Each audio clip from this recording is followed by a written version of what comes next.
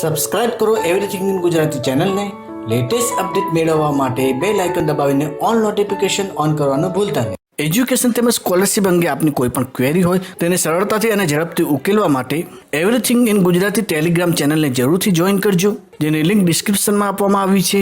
જે પણ વિદ્યાર્થીઓ ધોરણ 9 અને ધોરણ 10માં અભ્યાસ કરે છે તે વિદ્યાર્થીઓએ સ્કોલરશિપ ફોર્મ ભરવા માટે શાળામાં કયા કયા જરૂરી ડોક્યુમેન્ટ આપવાના છે તે અંગેની કમ્પ્લીટ માહિતી આપણે આ વિડીયોમાં મેળવીશું, જેથી આ વિડીયોને એક પણ પોઈન્ટ સ્કીપ કર્યા વગર અંત સુધી વોચ કરતા રહેજો। તો જેમાં સૌપ્રથમ વિદ્યાર્થી મિત્રો તમારે આવકનું પ્રમાણપત્ર આપવાનું છે।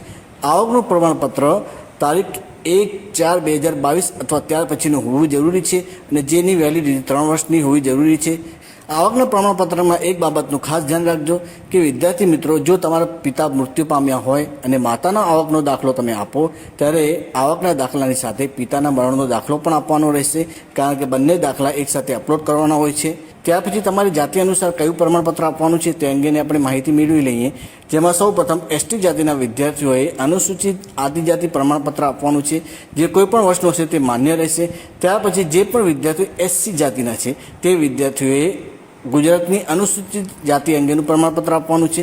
ત્યાર પછી જે ઓબીસી જાતિના વિદ્યાર્થીઓ છે તે વિદ્યાર્થીઓએ સામાજિક અને શૈક્ષણિક પછાત વર્ગ અંગેનું જાતિનું પ્રમાણપત્ર આપવાનું છે।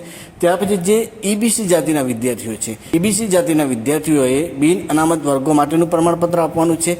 અને તે સિવાયના જે જનરલ જાતિના વિદ્યાર્થીઓ છે તે વિદ્યાર્થીઓએ શાળામાંથી બોનોફાઇડ ઇસ્યુ કરાવવાનું છે અને તે ઇસ્યુ કરેલ બોનોફાઇડ તમારે ડોક્યુમેન્ટ સાથે જોડવાનું છે। ત્યાર પછી બેંક પાસબુક અને આધાર કાર્ડ આપવાનું છે। અહીંયા મિત્રો ખાસ બાબતનું ધ્યાન રાખજો કે બેંક પાસબુક આધાર કાર્ડ સાથે લિંક હોવી જરૂરી છે, તેમજ આધાર ઇનેબલ પેમેન્ટ સિસ્ટમ પણ એક્ટિવ હોવી જરૂરી છે। જો તમારી બેંક પાસબુક આધાર કાર્ડ સાથે લિંક નહીં હોય તો વિદ્યાર્થી મિત્રો તમારું બેંક એકાઉન્ટ વેરીફાઈ થશે નહીં, તેમજ આગળની પ્રોસેસ થશે નહીં, જેથી તમારી સ્કોલરશિપ પણ જમા થશે નહીં, જેથી તમારી બેંક પાસબુક આધાર કાર્ડ સાથે લિંક હોવી જરૂરી છે। ત્યાર પછી વિદ્યાર્થી મિત્રો તમારે માર્કશીટ આપવાની છે, જેમાં જે ધોરણ 9ના વિદ્યાર્થીઓ છે તેઓ ધોરણ 8ની માર્કશીટ અને ધોરણ 10ના વિદ્યાર્થીઓએ ધોરણ 9ની માર્કશીટ આપવાની છે। તે જ પ્રમાણે રેશન કાર્ડ અને એક ફોટો આપવાનો છે।